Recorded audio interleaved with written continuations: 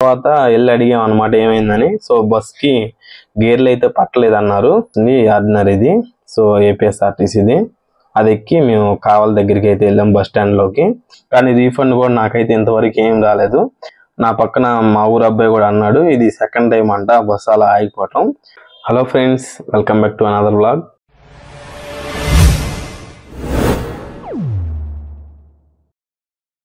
ఈరోజు నేను ఈ వీడియోలో బెంగళూరు నుంచి గుంటూరు అయితే వెళ్తున్నాను.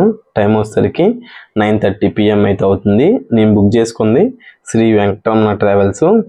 ఈ బస్సు వచ్చేసరికి నాన్ ఏసీ స్లీపర్ అనమాట, స్లీపర్ కమ్ సీటరు. మన బస్సు అయితే వచ్చేసింది శ్రీ వెంకటరమణ ట్రావెల్స్. బస్సు వచ్చేసరికి బయట నుంచి చూడటానికి అయితే బాగానే ఉంది. బస్సు ఒక 10 minutes లేట్ అయిందనమాట. 9:30కి అయితే బస్సు ఎక్కాను. 9:35కి అయితే ఐటీఐ గేట్ నుంచి బస్సు అయితే స్టార్ట్ అయింది. పక్కనే ఫ్లిక్స్ బస్సు ఉంది. ఆ బస్సు మొత్తం గ్రీన్ కలర్లోనే ఉండిద్ది. నేను చాలా బస్సులు అయితే చూశాను. హైదరాబాద్కి కానీ విజయవాడకి కానీ బస్సులు అయితే ఫ్లిక్స్ బస్సులు బాగుంటాయి. ఇంక ఈ వెంకటరమణ ట్రావెల్స్ గురించి మాట్లాడితే నేను 2019లో ఒకసారి ఎక్కాను అనమాట ఈ బస్సు. అది కూడా ఫస్ట్ టైం నేను ఆ టైంలో బెంగళూరు రావటం. సో ఆ టైంలో ఈ సేమ్ ఇదే ట్రావెల్స్ నేను సీటింగ్ బస్ అయితే ఎక్కానప్పుడు ఫ్రంట్ సీట్ ఒక్కటే ఖాళీ ఉంది. అంటే నేను 4కి బుక్ చేశాను అనమాట, టికెట్ వెతికాను ఆన్లైన్లో. సో అప్పుడు ఇది ఒక్కటే దొరికింది, ఫ్రంట్ సీట్ ఒక్కటే ఖాళీ ఉంది. సో అప్పుడు ఎక్కి వచ్చాను అనమాట. అప్పుడు నాకు ఒక 600 పడినట్టు ఉంది టికెట్, గుంటూరు నుంచి బెంగళూరు వచ్చినప్పుడు. సో అప్పుడు చాలా తొందరగా తీసుకొచ్చాడు వెంకటరమణ ట్రావెల్స్. సో ఆ తర్వాత మళ్ళీ ఇప్పుడైతే కుదిరింది నేను ఈ ట్రావెల్స్లో ట్రావెల్ చేయడానికి. సో టైం వచ్చేసరికి 10:15 అయితే అయింది. నేనైతే టోల్ గేట్ దగ్గరికి అయితే వచ్చాను అనమాట. సిటీ దాటి టోల్ గేట్ దగ్గరికి అయితే వచ్చేసాను. ఇది వచ్చేసరికి నేను ఒక సైడ్ బెర్త్ ఉండేది కదా నాన్ ఏసీ స్లీపర్కి. సో అదైతే బుక్ చేసుకున్నాను. నాకు టికెట్ ప్రైజు 1000 రూపీస్ అయితే పడింది. నేను రెడ్ బస్లో బుక్ చేసుకున్నాను. మీరు కనుక ఈ ట్రావెల్స్లో ఎప్పుడైనా ట్రావెల్ చేస్తుంటే కింద కామెంట్ చేయండి మీ ఎక్స్పీరియన్స్ ఎలా ఉందో. సో అంటే కంఫర్ట్ కానీ ఎలా ఉందో కామెంట్ చేయండి. సో ఇక్కడ వచ్చేసరికి నేను ఎక్కినప్పుడు బెడ్ లైట్ అవన్నీ ఉన్నాయి కానీ సో ఏది వర్క్ అయితే అవ్వట్లేదు. ఇంకోటి బెడ్ లైట్ వెలగాలంటే అక్కడ స్విచ్ ఒకటి వేయాలి డ్రైవర్ దగ్గర. సో అది ఆఫ్లో ఉందో ఆన్లో ఉందో తెలియదు. సో చూద్దాం మధ్యలో ఆపినప్పుడు. టైం వచ్చేసరికి 10:35 అయితే అయింది. నేనైతే హైవే ఎక్కాను, నిద్రపోయాను అనమాట.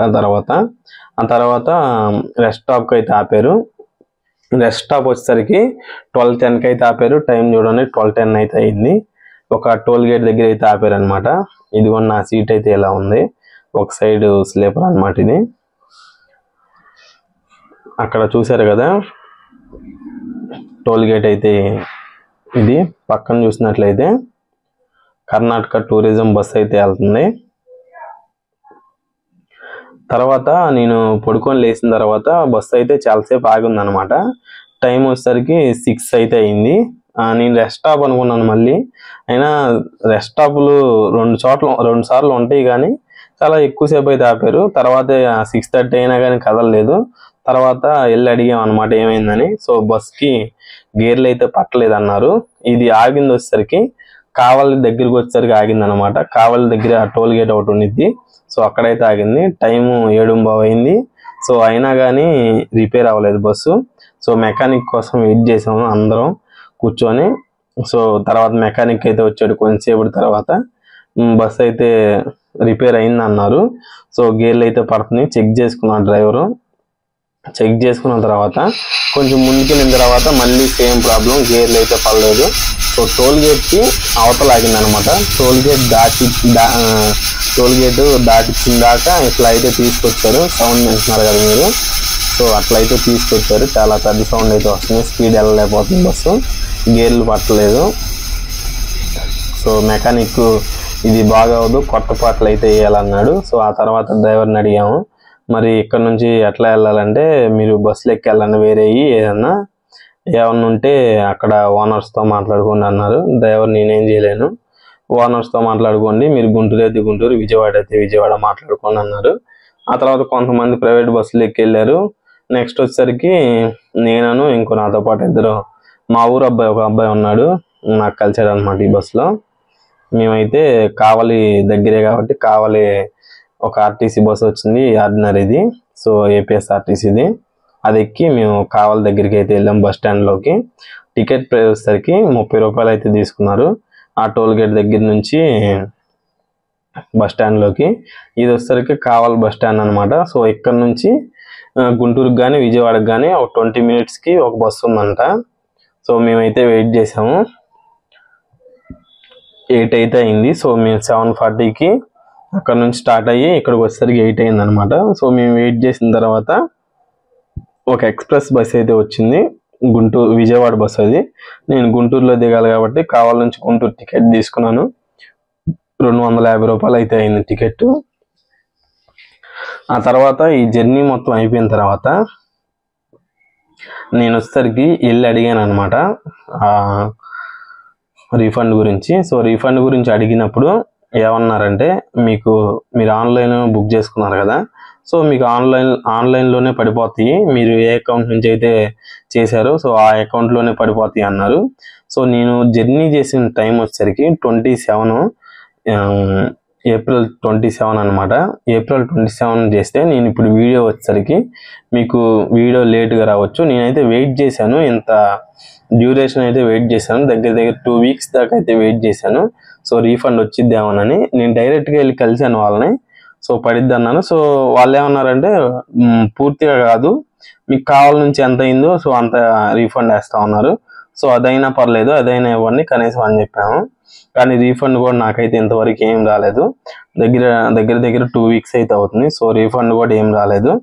నా పక్కన మా ఊరు అబ్బాయి కూడా అన్నాడు, ఇది సెకండ్ టైం అంట బస్సు అలా ఆగిపోవటం. సో ఆ డ్రైవర్ని అడిగితే ఆయన ఏమన్నాడంటే, ఇంజన్ మొన్నే చేయించింది, సో బస్సు కండిషన్ బాగానే ఉంది కానీ గేర్లు చూసుకోలేదు అన్నాడు. ఆ తర్వాత మేము ఆర్టీసీ బస్సు ఎక్కాం కదా. సో ఆ బస్సు వచ్చేసరికి స్టాప్స్లో ఆక్కుంటా, సింగరాయకొండ, మేదరమెట్ల, అట్లా ఒంగోలు అవన్నీ బస్ స్టాప్లో ఆక్కుంటా సో మధ్యాహ్నానికి అయితే మేము గుంటూరు అయితే రీచ్ అయ్యాము. ఉదయం 8కి దిగాల్సింది, సో ఆ బస్సు ఆగిపోవటం వల్ల మధ్యాహ్నం 1:30 అయితే అయిందనమాట. సో ఈ జర్నీ అయితే నాకు చాలా బ్యాడ్ ఎక్స్పీరియన్స్. మీరు కనుక ఆ ట్రావెల్స్లో ఎప్పుడైనా ట్రావెల్ చేస్తుంటే, లేదంటే వేరే ట్రావెల్స్లో ట్రావెల్ చేస్తుంటే, మీరు ఎప్పుడైనా ఇలాంటివి ఫేస్ చేస్తుంటే కింద కామెంట్ చేయండి.